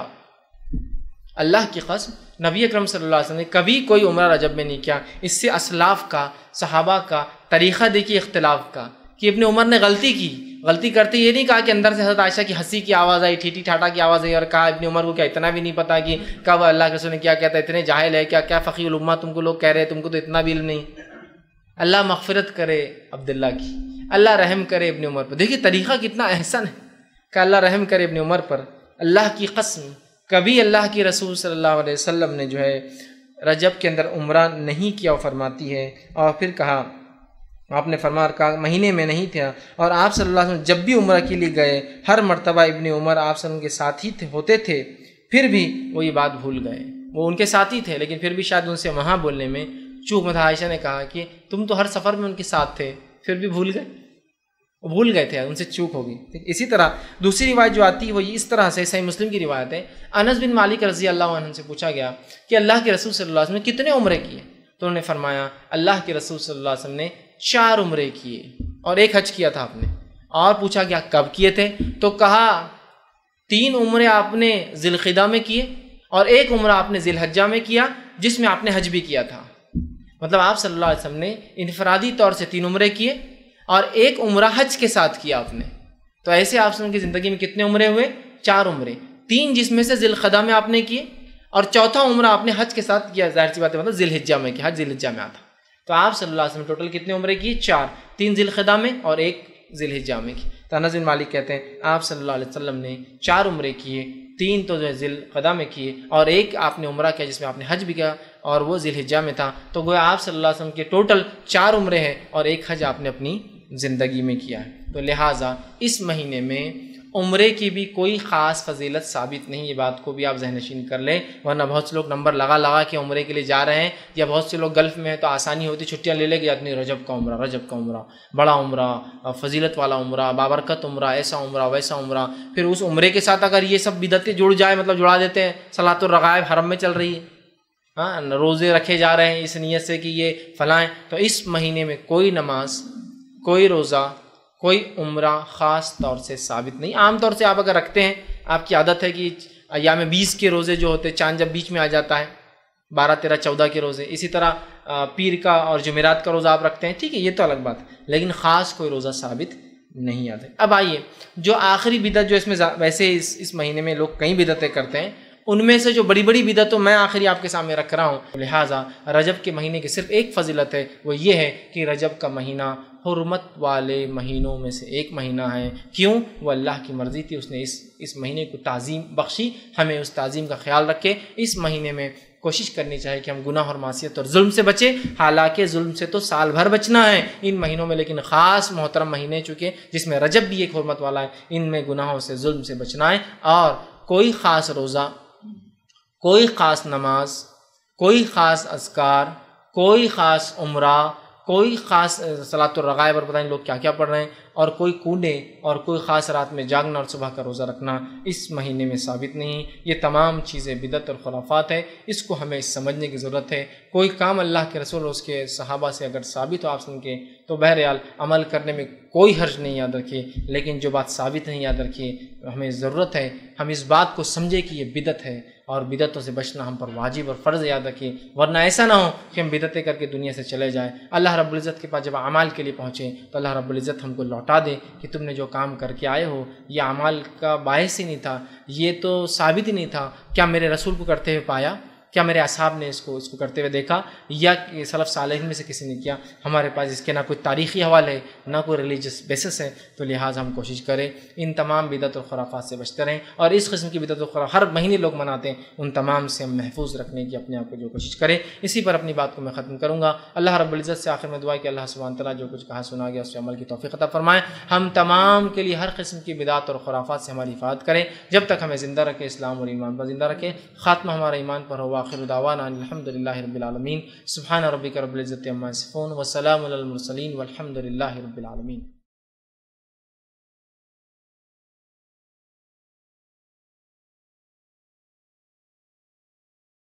بسم اللہ الرحمن الرحیم. الحمد للہ رب العالمین والصلاة والسلام علی خاتم النبیین والمرسلین. رب اشرح لی صدری ویسر لی امری واحلل عقدۃ من لسانی یفقہوا قولی. اما بعد. السلام علیکم سر. سر میرے دو سوال ہے. سر پہلا سوال ہے کہ یہ جیسا ابھی آپ نے بولے کہ روزے خاص رجب میں نہیں رکھنا، تو ابھی جیسا ابھی رزلٹ آیا تھا تو جیسا ابھی ہمارا رزلٹ نہیں کرتا، اللہ دعا کرے کہ 4 روزے رکھے کہ جیسا رزلٹ کے بعد تو رکھ سکتے کہ اس پہ. اور دوسرا سوال ہے کہ ہم نے ایک خاری ہے ہمارے محلے میں نماز یوں پڑھاتے، تو جیسا ہم نے ان کو بولے کنڈے کئی کو مناتے ہی ہو، تو بولے حضور صلی اللہ علیہ وسلم نے خود بنائے، اور بولے حدیث سے بولے ترمذی سے ہے بولے، تو اس کا کیا عقیدہ ہے؟ بہرحال پہلا بھائی کا سوال تھا کہ اگر کسی نے سمجھ لیجیے اب یہ رجب کا مہینہ آ رہا ہے اور ان کا رزلٹ بھی ہے اور انہوں نے نظر کے روزے مانگ لے کہ اللہ رزلٹ اچھا ہے تو 2 روزے 3 روزے 4 روزے رکھوں گا، تو کیا؟ تو دیکھیے نظر کے روزے رکھنے ایک الگ چیز ہے نا. آپ رجب میں خاص روزے تھوڑی رکھ رہے ہیں، رجب کے روزے نہیں ہوں، وہ نظر کے روزے ہیں. تو نظر کے روزے انسان کبھی بھی مانگے تو وہ کبھی بھی اس کو رکھ سکتا ہے. یہ وہ روزے نہیں جو خاص رجب کے ہوتے ہیں. جو رجب کے لیے خاص روزے رکھتے ہیں اس نیت سے کہ رجب کے روزے کی وہ جمعرات کے روزے کی فضیلت، یا 1 روزہ 2 روزے 3 روزے کی فضیلت، 7 روزے اور 8 روزے اور 15 روزے کی فضیلت، وہ غلط ہوں گا. لیکن اگر کسی کے نظر کے روزے اور رجب میں پورا کرنا چاہے تو بہرحال وہ کر سکتا ہے. بھائی نے دوسرا سوال کیا کہ انہوں نے کسی سے سوال کیا کہ یہ کنڈے کیوں مناتے ہیں، وہ مسجد کے امام ہیں. تو انہوں نے کہا اللہ کے رسول صلی اللہ علیہ وسلم سے بات ثابت ہے، ترمذی کی حدیث ہے اور فلاں فلاں حدیثوں میں آتا ہے. یاد رکھیے نبی اکرم صلی اللہ علیہ وسلم سے تو اس کنڈوں کا تو دور دور تک کوئی واسطہ اور لینا دینا ہی نہیں ہے. دیکھیے کچھ بدعتیں ایسی ہوتی ہے، اسی کوئی دین بنیاد ہوتی ہے، لوگ اس کے اوپر نیا کام کرتے ہیں. جیسا کہ معراج ہوئی لیکن لوگ اس کو منا رہے ہیں، منانا غلط ہے، ہونا ایک الگ چیز ہے. تو یہ تو اس کی کچھ نہ کچھ بنیاد ہے. کچھ بدعتیں ایسی اس کی بیسس ہی نہیں ہے، اور یہ کنڈوں کا تو بیسس ہی نہیں. یہ تو 1300 سال بعد آپ صلی اللہ علیہ وسلم کی شروعات کیا گیا ایک عمل ہے. تو لہٰذا اس کی کوئی بنیاد نہیں ہے، اس کی کوئی حقیقت نہیں ہے. اور اگر وہ کہہ رہے ہیں کہ فلاں فلاں حدیث کی کتاب سے ہے تو بہرحال ان کو چاہیے کہ وہ دلیل لا کر دیں. اگر دلیل ہوں گے تو انشاءاللہ ہم بھی ضرور منائیں گے کنڈے، لیکن دلیل الحمدللہ اسے کہیں نہیں ملیں گے، اس لیے کہ آپ صلی اللہ علیہ وسلم سے ایسا کوئی عمل ثابت نہیں. کسی نے سوال کیا کہ قضائے عمری پڑھ سکتے ہیں کیا؟ تو دیکھیے قضائے عمری جیسی کوئی نماز سنت سے ثابت نہیں ہے. قضاء عمری کیا ہوتا ہے بتاتا ہوں. لوگ کیا کرتے ہیں زندگی بھر نماز مت پڑھو، 15 شعبان شب برات آتی ہے، 15 شام جو کہ ثابت نہیں، 15 شعبان آتی ہے، اس رات 2 رکعت فجر کی قضاء عمری، 2 رکعت 4 رکعت ظہر کی قضاء عمری، 4 رکعت عصر کی قضاء عمری، 3 رکعت مغرب کی، 4 عشاء کی. یہ کیا ہے؟ تو بولے اب یہ نماز پڑھنے سے اب تک زندگی میں جتنے نمازیں چھوٹی تھی سب پوری ہو جائیں گی. ماشاءاللہ اگر اتنا آسان ہوتا تو صحابہ ابتدائی دور میں کتنی تکلیفیں جھیلیں، اور کتنے صحابہ تو صرف نماز پڑھتے دیکھے گئے بول کے پکڑے گئے. ورنہ پہلے کسی کو نہیں مانتا، چھپ چھپ کے نمازیں پڑھتے تھے. ابتدائی دور میں 3 وقت چھپ چھپ کے نمازیں پڑھی جاتی، سورج نکلنے سے پہلے، سورج بیچ میں جانے کے بعد، اور شام کے وقت صحابہ پڑھتے 2 رکعت. یہ فرض نہیں تھی لیکن پڑھا کرتے تھے. پکڑے گئے بہت سارے اور تکلیفیں جھیلنا پڑی، تو ان کو یہ بات سمجھ میں نہیں آئی، ابھی تو فرض ہی نہیں ہے اپنے پر، تو کئی کو تکلیفیں جھیلنے کے لیے جو پھنسنا نمازیں پڑھ کے، ہے نا. دیکھیں گے بعد میں جب فرض ہوں گی، اور فرض ہونے کے بعد بھی کوئی صحابہ سے نہیں ابھی تو جنگوں میں بہت مصروف ہے اس لیے نمازیں چھوڑ دو، قضاء عمری پڑھ لیں گے، ابھی تو فلاں مصروف ہے لہٰذا سفر میں ہے تو اب چھوڑ دو، ہے نا. کتنی تکلیفیں تھی، اتنی سہولت تو تھی بھی نہیں کہ یہاں سے اڑے اور وہاں اتر گئے. 2 مہینے سفر کر رہے، چلو سفر میں نہیں پڑھیں گے تو قضاء عمری ہے نا اپنے لیے، ثابت نہیں یاد رکھی. آپ ایک غلط فہمی کی بنیاد پہ قضاء عمری بنی ہے، میں اس کی غلط فہمی کو پہلے دور کرتا ہوں. پہلی چیز، جو نماز چھوٹ جاتی ہے اور جو نماز چھوڑ دی جاتی ہے اس کا فرق سمجھ لیجیے آپ. پہلے جو نماز چھوٹ جاتی ہے غفلت سے، نیند لگنے کی وجہ سے، بھول جانے کی وجہ سے، یا سفر کی تکلیفوں کی وجہ سے سمجھ میں نہیں آیا، جیسا یہاں سے اڑے انگلینڈ کے لیے 6 گھنٹے ٹائم سے الٹا جا رہے ہیں، اب چلتے ہیں، سمجھے کبھی کبھار ہوتا ہے، تو یہ سب چیزیں سمجھ میں آ رہی ہے. کچھ نہ کچھ غفلت، سمجھ کی کمی، بے ہوشی، بیماری جس میں ہوش ہی نہیں تھا، تو یہ نمازیں چھوٹ گئی ہم سے، تو اس کی قضا ہوتی ہے. غفلت، سو گئے تھے، غفلت تھے، ٹائم نہیں سمجھ میں آیا، یہ نمازیں قضا ہو جاتی ہے، اس کو آپ پھر سے پڑھ سکتے ہیں. اب دوسرا، جو نمازیں چھوڑ دی جاتی ہے، عصر کی اذان ہو رہی، چلیے بھائی نماز کو جاؤ تم جا کے آؤ، مغرب ہو رہی، چلیے بھائی تم جا کے آؤ ذرا، میں تھوڑا سا، ارے عشاء کا ٹائم تھوڑا سا مصروف ہو، تھوڑا ذرا آپ جا کے آ جاؤ. یہ نمازیں چھوڑ دی گئی. جو نمازیں چھوٹ جاتی ہیں ان کی قضا ہوتی ہے، جو نمازیں چھوڑ دی جاتی ہے یاد رکھیے وہ نماز کبھی قضا نہیں ہو سکتی زندگی میں. یہ مسئلہ ہم کو سمجھ میں نہیں آتا. جو نماز چھوٹ جاتی ہے اس کی قضا ہوتی ہے، جو چھوڑ دی جاتی ہے اس کی قضا نہیں ہے، وہ گئی نماز، مر گئی وہ نماز، فوت ہو گئی، بیکار ہو گئی وہ نماز آپ کی. کیوں تو آپ مسلمان ہو کے آپ نے جان بوجھ کے کہا کہ جاؤ تم، اور وقت آپ نے گزارا، وہ نماز فوت ہو گئی، اس کی قضا نہیں ہوتی. آپ زندگی بھر آپ جان بوجھ کے چھوڑے، بولے قضا تو ہوتی ہی نہیں اس کی سب سے پہلے چیز. اور قضاء عمری یہ سب کو کانسیپٹ اسلام میں ہی نہیں کہ نمازیں چھوڑتے رہو، آرام سے آ کے پوری پڑھ لینا نماز قضا ہے. اب کچھ لوگ جو توبہ کرنا چاہتے ہیں، اللہ 10 سال سے نماز چھوٹی، 20 سال چھوٹی، 40 سال سے چھوٹی، اب کیا کرے؟ کچھ لوگ بولتے دیکھو اس کا طریقہ بولے وہ نمازیں پڑھنے کا، ہر فجر سے پہلے 2 رکعت پڑھنا، اور بولا اللہ پہلی فجر کی نماز جو قضا ہوئی تھی، اب وہ بولے پہلی ختم ہو گئی، پھر دوسری والی پہلی بن جاتی، بولے تو پھر دوسرے دن بھی بولا اللہ پہلی فجر کی نماز قضا، پھر اور ہر نماز سے پہلے احتیاطاً 2 یہ پڑھ لینا قضا اور 2 پڑھنا. جو نمازیں مسلسل ایک لمبے عرصے تک چھوٹ گئی ہمارے سے، غفلت میں، نا علمی میں، جو بھی ہے، اس کے لیے یاد رکھیے سوائے توبہ کے اور کوئی حل نہیں ہے. اور جو چھوڑ دی گئی وہ تو فوت ہو گئی، سوائے توبہ کے کوئی حل نہیں ہے. ورنہ وہ 10 سال کی اور 15 سال کی اور 20 سال کی نماز کے غم میں اگلی نمازیں بھی چھوٹ جائیں گی آپ کی. ارے یار وہی نہیں ہو رہی، چند یہ بھی نہیں کرتے، جو ہو رہی ہے کیجیے، باقی کے لیے توبہ نہیں چاہتے. ہاں حال میں کچھ چھوٹ گئی، سفر میں اس میں بھول گئے اور ایسا ہوگا وہ الگ چیز ہے، لیکن عرصے تک، سال تک نمازیں چھوٹی ہے تو توبہ ہے. اس لیے کہ صحابہ اور تابعین سے کوئی ایسے اقوال نہیں ملتے کہ نمازیں چھوڑو اور پھر قضاء عمری پڑھتے رہو پوری، ہر نماز سے پہلے 2 رکعت، یا ایک ساتھ 15 شعبان کو بس کھڑے ہو جاؤ اور شب برات کو منا لو اور بس قضا کر لو. تو قضاء عمری جیسی کوئی نماز سنت سے ثابت ہی نہیں ہے. قضا نماز جو ہو جاتی ہے وہ پڑھ سکتے ہیں، چھوٹ گئی جو نماز چھوڑ دی جاتی ہے وہ فوت ہو جاتی ہے، تو لہٰذا اللہ سے ہم توبہ کریں، یہی اس کا ایک حل ہے. السلام علیکم.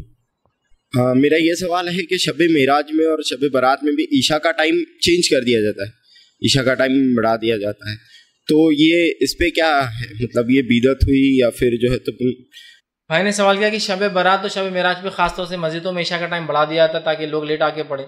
تو بہرحال یہ تو غلط ہے، جو ٹائمنگ چل رہا ہے وہی رکھنا چاہیے.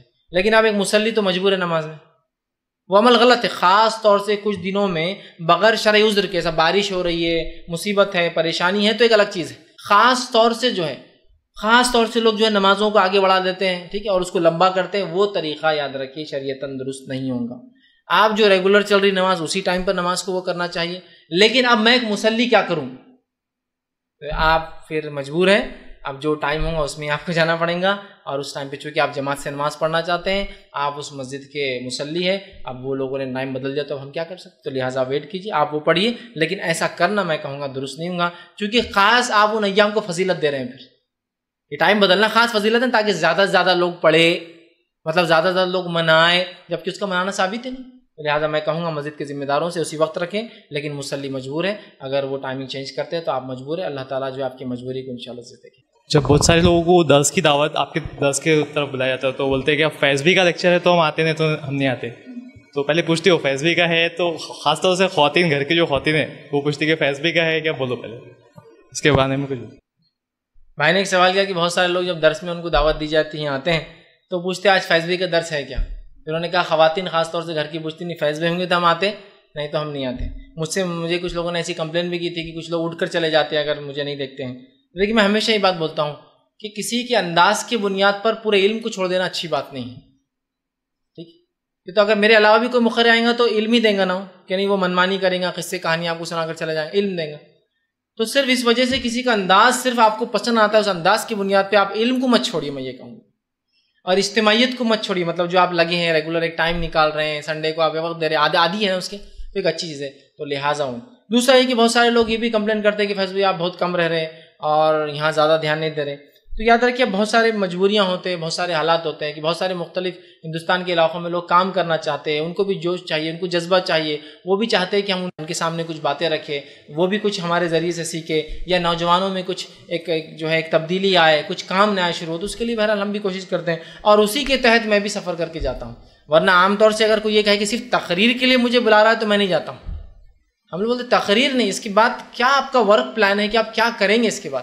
تقریر تو ہر کوئی دے رہا ہے، ایسا سود کے خلاف تقریر، تو تقریر تو سود کے خلاف سب دے کے جا رہے ہیں. کون سا ایسا مسلمان جس کو معلوم ہے سود حرام نہیں ہے بول کر. پریکٹیکلی پھر جانے کے بعد تقریر کی آپ کیا سود کے خلاف نظم اٹھائیں گے یہ بولیے پہلے. تو میں یہ کوشش کرتا ہوں کہ صرف تقریر پر میں زور نہ دوں، بلکہ میں وہاں جاؤں جہاں کچھ کرنا چاہتے ہو تقریر کے ساتھ.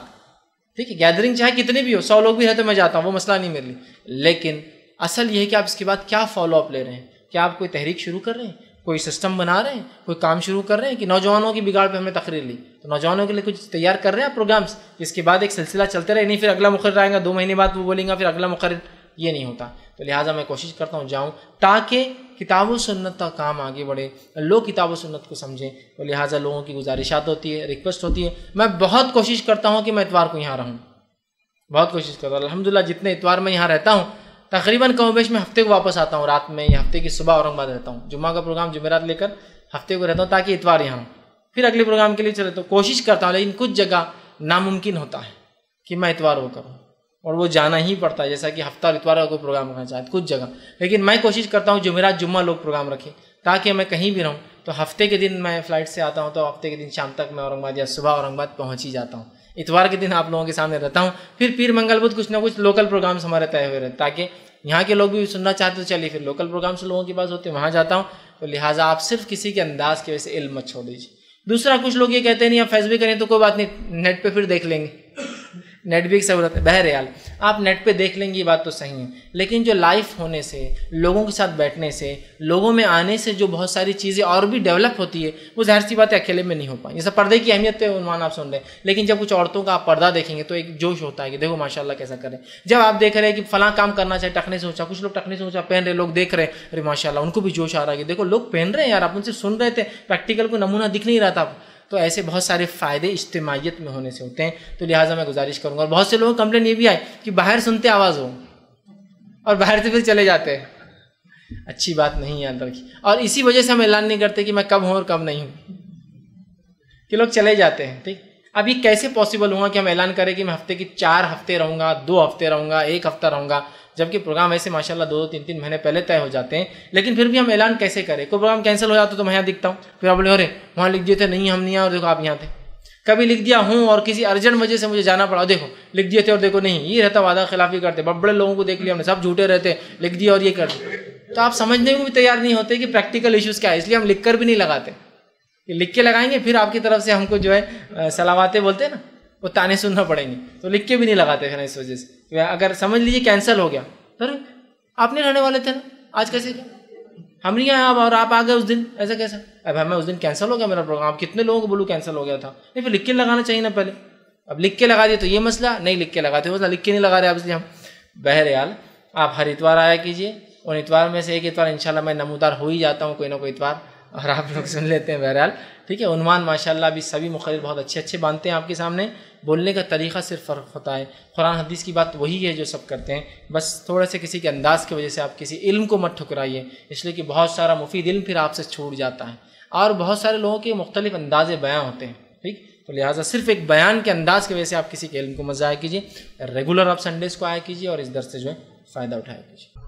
السلام علیکم. سوال یہ، بہت سارے لوگوں کا نظریہ اس طرح ہوتا ہے کہ کوئی معاملات یا اختلافی مسئلہ ہے، اکثر نماز کے معاملات میں ایسا ہوتا ہے کہ کوئی مسئلہ ہے اور اس مسئلے میں دو گروہوں کا اختلاف ہے، اگر ایک مسئلہ صحیح روش پر ہے اور دوسرا غلط ہے تو اس طرح سوچ کر آتا ہے کہ آپ صحیح بھی ہے تو اس مسئلے کو نہ بیان کرو تاکہ آپ کے بیان کرنے کی وجہ سے پھر امت میں اختلاف پیدا ہوگا اور اختلاف کے پھر جھگڑے ہوں گے، اس وجہ سے آپ بولے نہ کو اور آپ کے بولنے کی وجہ سے نہ بولنے کی وجہ سے اختلاف نہ ہو۔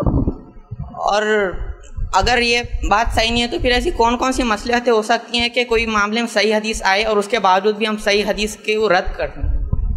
بھائی نے ایک اچھا سوال کیا کہ بہت سارے لوگ جب کوئی مسئلہ آتا ہے تو جیسا نمازی لے لیجیے، انہوں نے کہا اور بھی مسائل ہوتے ہیں جس میں دو رائے ہو، علماء کی دو رائے ہو، یا پھر ایسی دو رائے ہو کہ ایک غلط اور ایک صحیح ہو، ایک ضعیف روایت اور ایک صحیح روایت ہو، ایک غلط ہو یا ایک صحیح ہو، یا دو رائے دونوں کی، میں دونوں کا جواب دیتا ہوں۔ اگر دو رائے آتی ہے اور دونوں صحیح ہیں تو لوگوں کو اختیار ہوتا ہے جس پہ چاہے عمل کرے۔ اگر ایسی دو رائے ایک صحیح اور ایک غلط ہے اور اگر بھائی صحیح پر عمل کرتے اس کو بیان کرتے تو لوگ کہتے ہیں کہ دیکھو اس سے اختلاف ہو رہا امت میں، لہٰذا یہ بات کو بیان مت کر۔ تو ان کا سوال تھا کہ ایسی کون سے مصلحت ہو سکتی ہے جس میں صحیح حدیث کو بیان نہ کیا جائے اس وجہ سے کہ امت میں اختلاف ہو رہا ہے؟ دیکھیے، اگر کوئی عمل غلط ہو رہا ہے، ضعیف یا موضوع روایتوں کی بنیاد پر ہو رہا ہے، اس بنیاد پہ نہیں کہ اختلاف ہے مسئلے کے اندر، ضعیف یا موضوع روایتوں کی بنیاد پر ہو رہا ہے، تو یہ ہمارے لیے واجب اور ضروری ہے کہ ہم صحیح روایتوں کو لوگوں کے سامنے رکھیں۔ اگر انہیں لگتا ہے یہ اختلاف ہے تو یہ ان کی سمجھ کا اختلاف ہے۔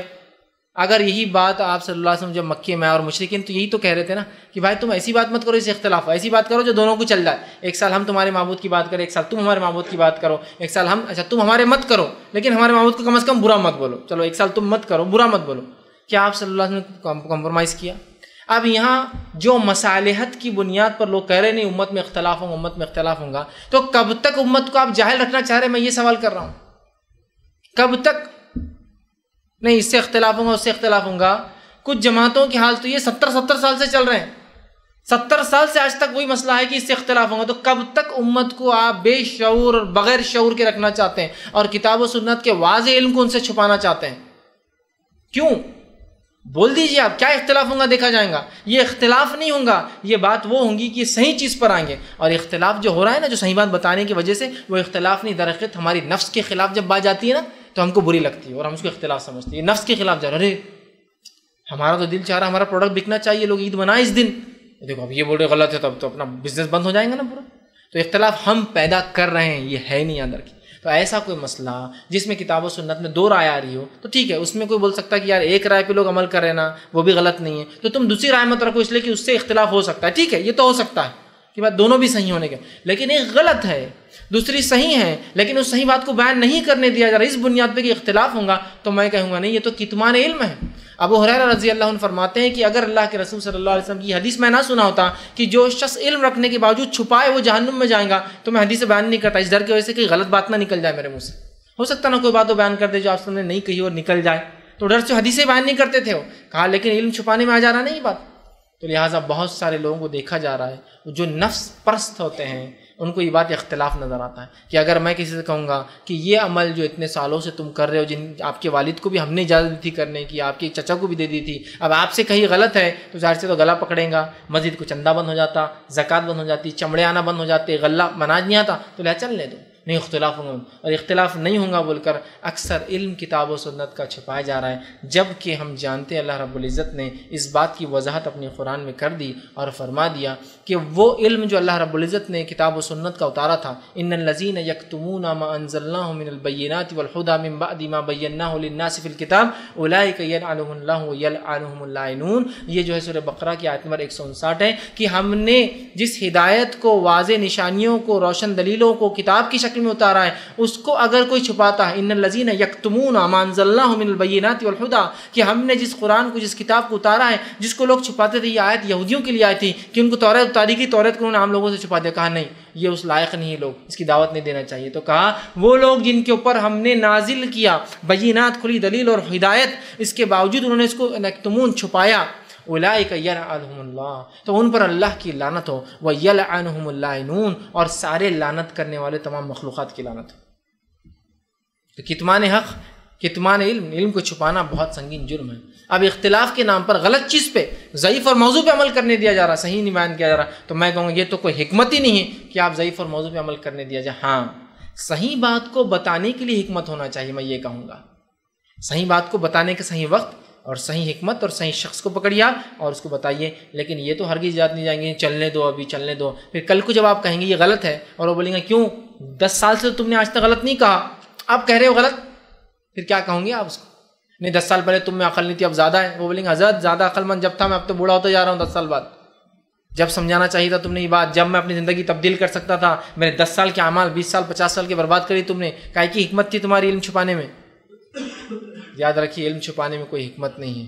ہمیں جب غلط اور صحیح کا معاملہ آ رہا ہے چھپائیے مت. ہاں، بتانے کا انداز حکیمانہ ہو، حکمت کے ساتھ اپنی صحیح بات کو لوگوں کے سامنے بالکل رکھیے. اور لوگوں کی طعنوں سے اور ان کی برائی سے اور ان کے شر سے اللہ رب العزت انشاءاللہ ہماری حفاظت کریں گا. اور آپ یہ سوچی کیجئے کہ میں اللہ کے رسول سے ان کی صحیح بات لوگوں تک پہنچا رہا ہوں، لوگ مانے نہ مانے ان کا مسئلہ ہے. اور اس سے اگر اختلاف ہو رہا ہے کہ غلط بات والے صحیح بات سے اختلاف کر رہے ہیں، تو یہ تو ہر دور میں ہوا کہ حق بات کا اختلاف کیا گیا، اس میں حق بات کے خلاف بات کی گئی، اس سے اختلاف کیا گیا. تو اس سے آپ مت ڈریے، اپنی بات کو آپ رکھ دیجیے. السلام علیکم. فیض 4 حرمت کے جو مہینے اس کی مطلب فضیلت جو آتی ہے، مطلب کیا ذکر کرنا ہے، عمل کرنا ہے، اس کی مختصر تشریح کیجیے. حرمت کے مہینے جو 4 مہینے، اور جو نکاح کے تعلق سے آتا ہے کہ محرم کے مہینے میں نہیں کرنا چاہیے، وہ بات کہاں تک درست ہے؟ بھائی نے سوال کیا کہ حرمت کے مہینوں میں کیا اعمال کرنے چاہیے، ذکر و اذکار خاص بتا دیجیے. دیکھیے حرمت والے 4 مہینوں میں کوئی خاص ذکر، کوئی خاص عمل ثابت نہیں، سوائے محرم کے اندر جو ہے وہ 2 روزے رکھنے کی جو ہے وہ سنت موقع ہے، بس اور کچھ بھی نہیں. خاص طور سے حرمت کے مہینے میں خاص طور سے کچھ چیزیں کرنا درست نہیں، سوائے اس کے کہ محرم کا وہ اور ذی الحجہ کی پہلی 10 تاریخ کی جو فضیلت ہے، عشرہ ذی الحجہ، وہ ہے، وہ بتایا گیا. مطلب محترم مہینوں کے اندر جو باتیں بتائی گئی وہ محرم کے روزے ہیں، اور اس کے بعد جو ہے ذی الحجہ کے مہینے کی پہلے تاریخ سے لے کر 10 تاریخ تک، مطلب عید کے دن تک کی حرمت ہے. اس کے علاوہ اور کوئی ان کی حرمتیں، کوئی خاص فضائل، کوئی خاص ذکر ثابت نہیں، سوائے اس کے کہ حرمت والے مہینے ہیں. ٹھیک، تو کوئی ذکر، کوئی روزے، باقی دیگر چیزیں لوگ کرتے ہیں وہ ثابت اس مہینوں کے اندر کچھ بھی ایسا خاص پھر ثابت نہیں. بھائی نے ایک سوال کیا کہ محرم میں لوگ کہتے ہیں نکاح نہیں کرنا چاہیے، اس تعلق سے کیا ہے؟ تو محرم میں نکاح نہ کرنے کی کوئی دلیل قرآن حدیث ثابت نہیں، سوائے اس کے کہ امت محرم کو منحوس اور غم کا مہینہ سمجھتی ہے. لہٰذا چونکہ اس میں نواز رسول کی شہادت ہوئی، مطلب منحوس مہینہ تھا، اسی طرح شہادت کی وجہ سے یہ غم کا مہینہ ہے، اور ظاہر سے غم کے مہینوں میں خوشی نہیں منائی جاتی، اس لیے وہ کوئی خوشی کا عمل محرم میں نہیں کرتے ہیں. بلکہ اگر بچے محرم پیدا ہوتے بولتے روتی صورت پیدا ہوا، منحوس پیدا ہوا اور فلاں پیدا ہوا، تو محرم میں نکاح نہیں کرنے کی کوئی دلیل نہیں. نکاح صبح، شام، دن، رات، کسی مہینے، کسی تاریخ، کسی دن، فجر کے بعد، مغرب کے بعد، عشاء کے بعد، کبھی بھی ہو سکتا ہے، اسی کو مانیت نہیں. ٹھیک ہے، تو بہرحال محرم میں خاص طور سے نکاح نہ کرنے کی کوئی دلیل، کوئی حدیث، کوئی اقوال کچھ بھی موجود نہیں. یہ صرف ہمارے توہام کی بنیاد پر کہ یہ منحوس ہے اور غم کا مہینہ ہم لوگوں نے نکاح اس میں بند کر دیا ہے. السلام علیکم سر میرا ایک سوال ہے کہ وہ آپ نے یہ بولے کہ کچھ درود یوں نہیں بھیجتا. ایک ہمارے محلے کی مسجد میں لکھا ہوا ہے، بڑے پوسٹر لگائے ہوئے جیسے دعائیں یوں لگائے ابھی بھی، تو اس پہ لکھا ہوا وضو کرتے وقت وضو خانے میں کہ 80 حضور صلی اللہ علیہ وسلم پہ تم 80 مرتبہ درود بھیجیے، کچھ تو ہے، اور جو ہے بعد میں تمہارے 80 سال کے گناہ معاف ہو جائیں گے. تو بھیج سکتے ہیں کیا اس سے؟ بھائی نے ایک سوال کیا اور میں نے بھی یہ بات دیکھی تھی کہ ایک فضیلت آتی ہے. بھائی نے کہا کہ وضو خانے میں لگا ہوا ہے کہ 80 مرتبہ درود بھیجے وضو کے بعد. میں نے جو سنا وہ یہ ہے، جمعہ کے دن بعد نماز جمعہ سے عصر کے بیچ میں جو شخص 80 مرتبہ درود بھیجیں گے آپ پر، اس کے 80 سال کے گناہ معاف ہوں گے. یہ موضوع روایت ہے، اسی لیے بہت سارے لوگ جمعہ کے بعد خوب جمعہ کا اہتمام کرتے ہیں، 80 بار درود پڑھتے ہیں، بس 80 سال کے گناہ معاف کر کے نکل جاتے ہیں. پھر اگلے 2-4 ہفتوں میں کبھی جمعہ مل گئی تو مل گئی، باقی نمازیں غائب، روزے غائب، زکوٰۃ غائب، حج غائب. کیوں؟ 80 سال کی معاف ہو گئے. اور 80 ایئر سے کہیں اسٹاک کر کے رکھ دیتے اپنے پاس، ہر ایک جمعہ کر دیا 80 سال ہوتے تب تو زندہ بھی رہیں گے. اور یہ 80 سال کے اسٹاکس کو ایسال بھی کرتے ہیں. پھر وہ ایسال سمجھتے ہیں، کوئی مر گیا تو یہ 80 سال اس کو، وہ 80 سال مطلب اسٹاک میں سے نکالتے ہیں اور ورچوئل اسٹاک میں سے ٹرانسفر بھی ہو جاتا ہوں کہ وہ 80 سال کا اس کو، 80 سال کا اس کو. تو ایسی کوئی صحیح روایت ثابت نہیں جس میں 80 سال کے گناہ صرف 80 درود پڑھنے سے ظہر کے بعد معاف ہوتے ہو، یا جمعہ کے بعد معاف ہوتے ہو، یا کسی اور نماز یا وضو کے بعد کرنا، ایسا کوئی ثابت نہیں ہے. انشاءاللہ عزیز ہم اسی پر اپنی بات تو ختم کریں گے. وآخر دعوانا الحمدللہ رب العالمین. سبحان ربک رب العزۃ عما یصفون وسلام علی المرسلین والحمد للہ رب العالمین.